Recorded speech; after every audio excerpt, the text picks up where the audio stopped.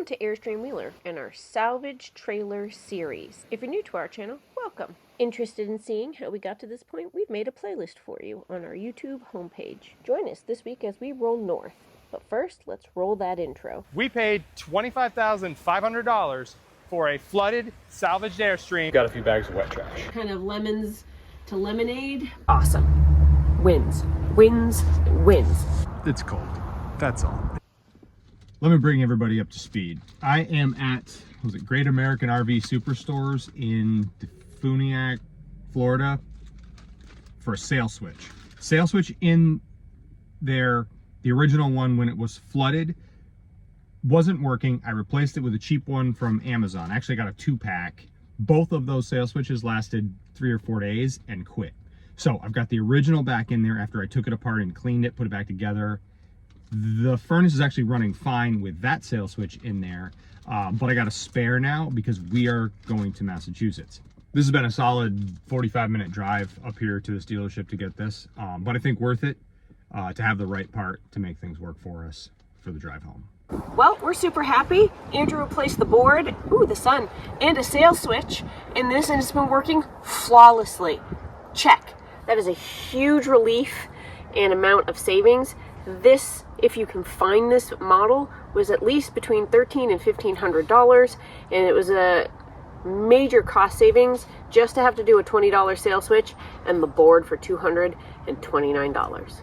The refrigerator. So this cabinet up in here did not look wet at all, and the fridge, as we've sorted out our various power issues, has just started working both on electric and on propane. That's a $2,000 savings, and we're gonna call that a total win. So, like I said outside, the fridge is working fantastically.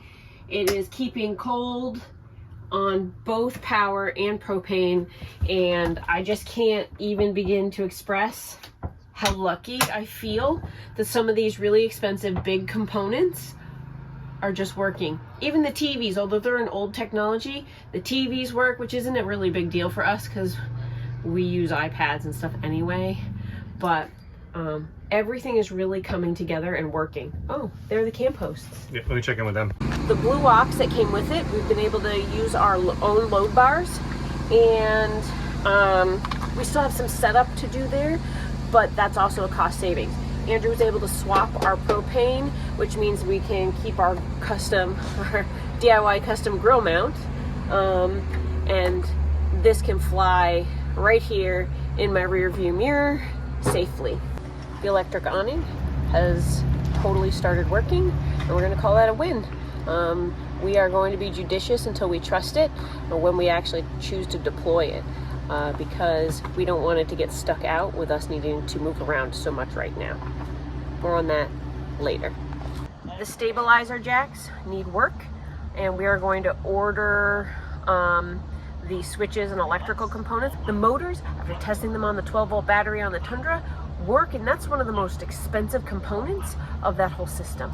We may be able to get Amazon branded switches so that we can test that system a lot cheaper than the OEM, and we're going to figure that out on the fly as we get towards Amazon lockers and different addresses moving forward. Power receptacle for the cord, our 50 amp, working great. The tank flush, working really great and has saved our bacon already. Water inlet, city water inlet, also working, totally awesome. Wins, wins, wins. I'm so excited with how much stuff is actually just automatically functioning. Let's go. Even after a little bit of crush damage, the propane system is working great. They definitely moved this around on forks, you can tell. We have to move our rig today from one campsite to another. We did the same thing the day before yesterday. So we'll get this going. I just need to double check our campsite that we have everything. We have to move campsites in the middle of the day in this campground, and while the truck's attached, I would like to get a little bit deeper into the safety checks. When we picked the trailer up, we verified that the trailer brakes worked. Now I need to get in deeper and really look at the condition of things. I'm gonna go get my tools together and get started. Yeah, to that end, I don't think you should spread your stuff too far afield because we have to move. Yeah. So let's keep this really concise. Yep, I'll try to keep it tight. It's a small thing, but I'm not sure these campsites are necessarily laid out for rear door rigs because it puts the stairs kind of into where these roots are. So we've got to stop a little short in sight. Okay, I'm going to spin the wheel. If you can actuate the trailer brake and confirm we're in park with... The brake is set. Copy, thank you. That brake stops hard. I've got the lug nuts loose, so I don't hear the wheel bearing as much, but I'm going to listen to that when I spin it with the wheel off. Okay, should I cut the engine?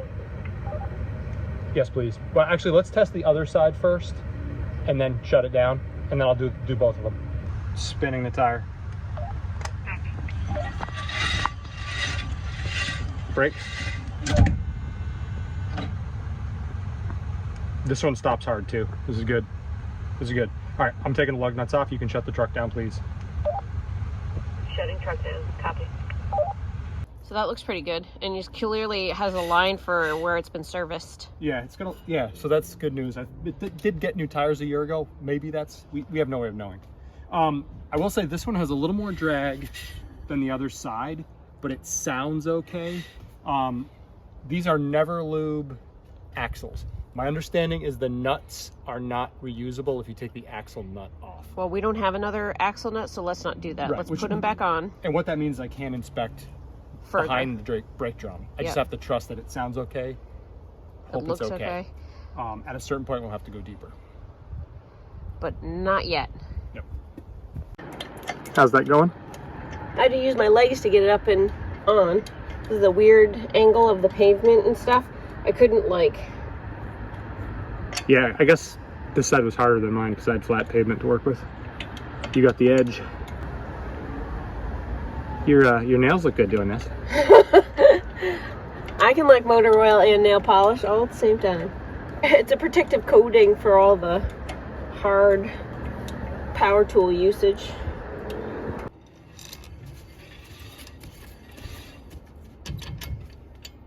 All right, watch me in the mirror. You can go forward, nice and easy, slow.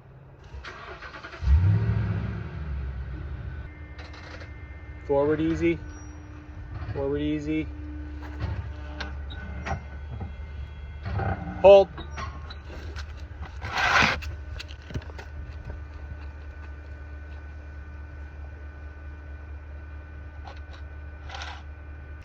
Okay, back nice and easy.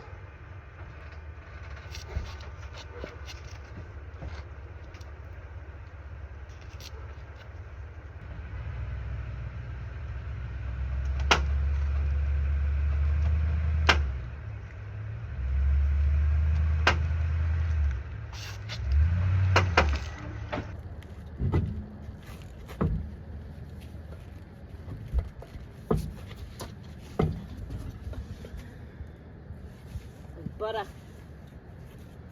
We get a butter. Give it a spin, see what you think. I think it's okay. I think so too. It's a little more drag than I expect, Yeah. but also working them a bit may free them up a little bit so they spring back off.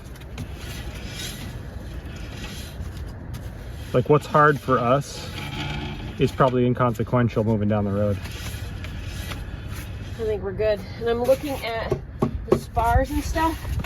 Everything is solid. It needs paint, there's no doubt. But this is a really good sign for me because I do a lot of this like scrubbing and painting. I do the bulk of the frame painting and that kind of stuff, so I'm really happy with how this is looking. A nice scrub down, degrease, full dry, and a nice coat of rust preventative paint. I see that in my future. Well, we've been doing really good, better than I ever hoped we could, saving most of the systems in here.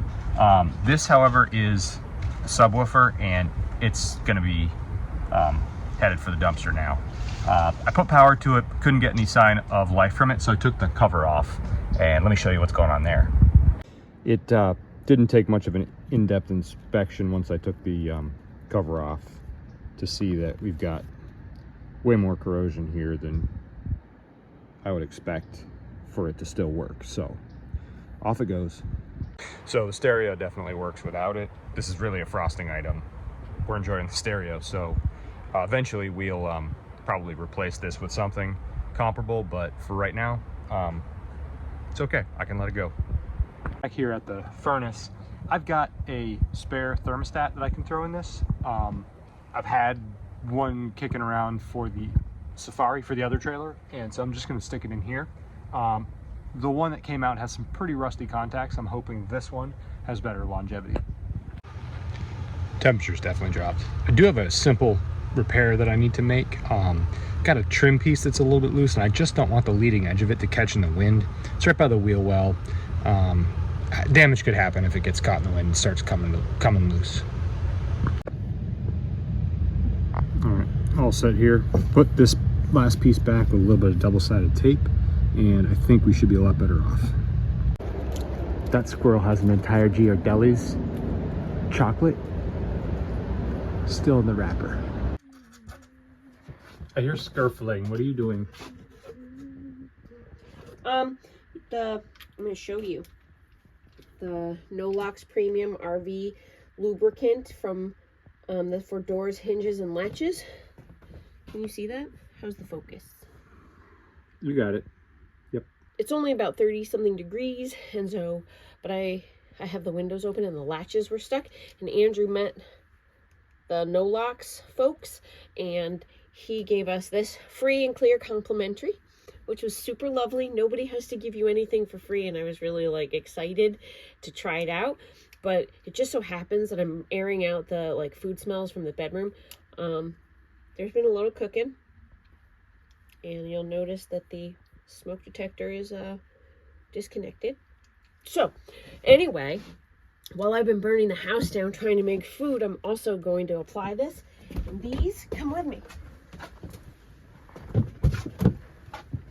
which were almost inoperable. Don't look at the screen. I know I have to fix it, but the mosquitoes aren't coming in at 30 degrees, so we're good. Look, it's amazing.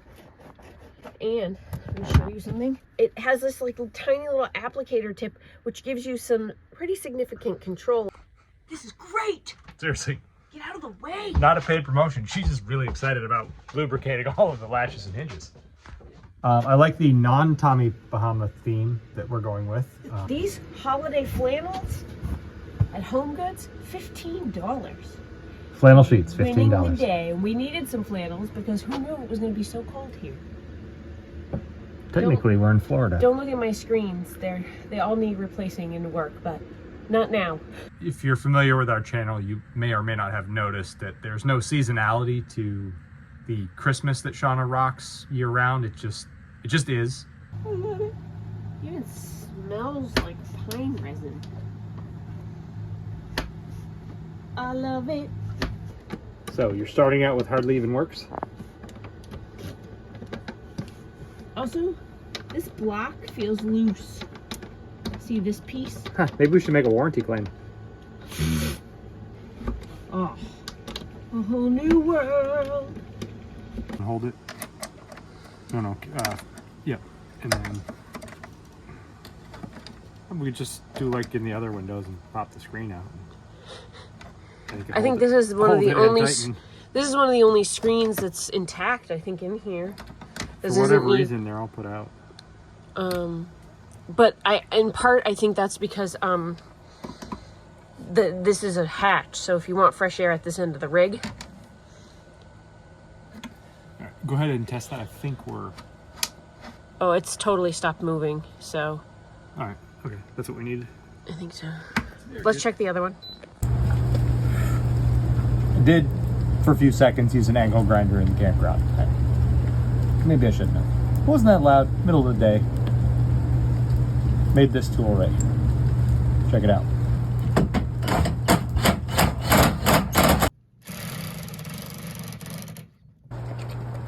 We still have electric stabilizer feed.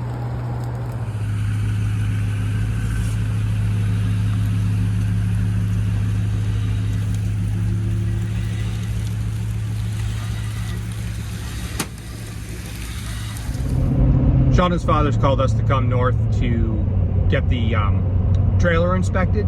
So we need a safety inspection from the state on my dad's license, and that way we can start the titling paperwork. Now, we've accepted financial responsibility for this Airstream, but my dad, after the inspection, will legally own it. And so we need to figure out how all of that paperwork is going to come together. So this is going to be a learning experience for us, really, and for Shauna's father. He doesn't usually buy campers, trailers of any kind. It'll be an adventure. Yeah. We'll see. I'm hoping it's quick and relatively painless, because 8, 9, 10, 17 degrees I think is going to be a stark contrast. We're cold at 40 degrees, so, you know, single digits is concerning. Yeah. Yeah, definitely. Check it out, the steam is really dramatic. I'm cold. Andrew, I'm so cold. It's only gonna get worse from here. Yeah. We've officially crossed into Alabama. Peanut butter toast, baby? Yes. Yeah. Peanut butter toast and coffee, because we're adults. Yep, we are definitely questioning our life choices right now. We crossed into Georgia. There was like a hard snow line. Yeah. We really hoped we'd make it a little further north before everything was just covered in ice. It's very pretty, Oh yeah. but there's a lot of ice, and so what I'm actually worried about is things sort of melting at 34 and 36 and then refreezing and us sliding around. So I think we need to find a place to be and start fresh in the morning. Yep, I think so. Well, first night on the road. This is not a boondocking rig yet. We didn't have enough battery power to run the furnace overnight. That's definitely a change from our Safari, but let me show you what I had to do. Normally the battery charger for the trailer plugs into the back of the fuse panel here. I had to bring it over to the Jackery. So while I've got the coffee started, the Jackery is now charging our batteries, and that's giving us the 12-volt power to run the furnace. You're saying this correctly. It is 33 degrees inside.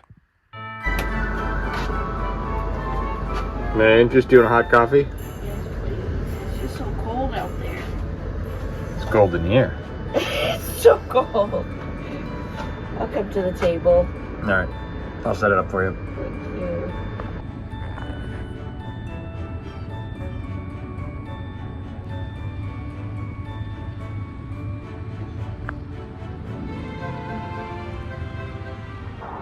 I don't have a lot to say. It's just, it's cold. That's all. It's cold.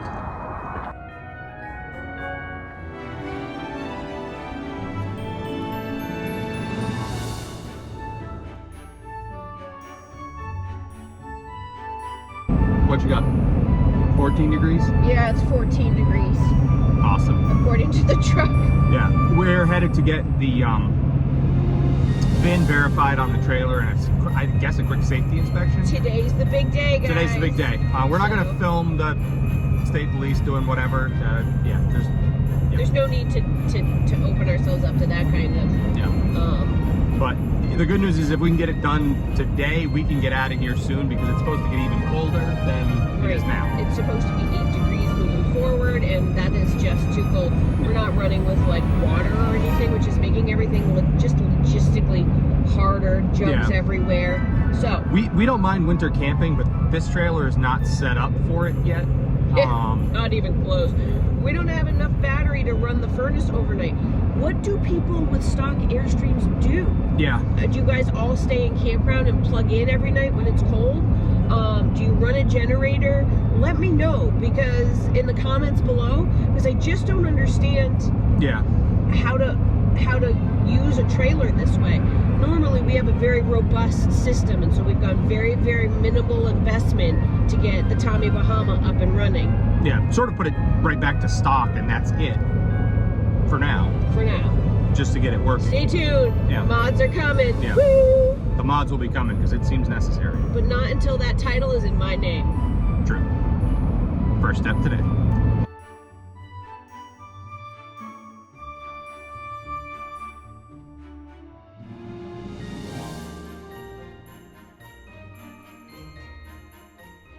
We didn't film this, but we had a frictionless experience. The state police checked the rig and the VIN, and we moved on to an inspection station. The inspection station checked us for roadworthiness and safety. After that, we hit the road within hours to head south and hopefully go somewhere warmer. Join us next week as we drop one trailer in Texas and go back to Florida to get the other one. We know your time is valuable, so thanks for watching. These memojis are brought to you by my niece Logan. She completely created these and showed me how to do them.